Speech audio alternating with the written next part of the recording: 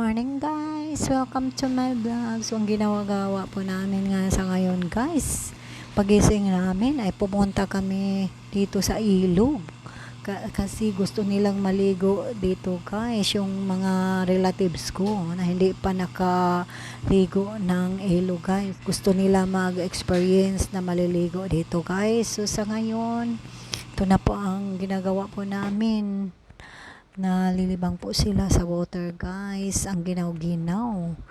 So ito po, hindi po kami nakaabot sa malalim guys kasi matatakot po kami baka malunod guys, kasi may nalunod na dyan sa ilog na yan.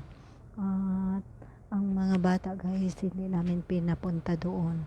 So ayun, na-enjoy po sila sa pagliligo dito guys.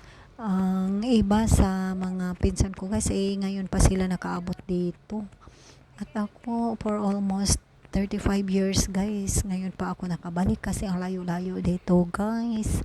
7 kilometers from the main barangay. So nilalakad lang po namin to guys for about 2 hours. So ang layo-layo guys, pero enjoy naman sa pag-walking guys kasi marami po kami.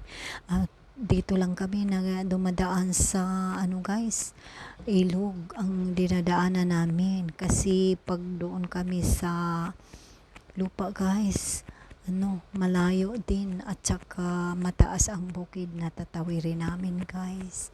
So ito guys, na-enjoy po sila sa pagliligo dito kasi first time po nilang naliligo sa ilog.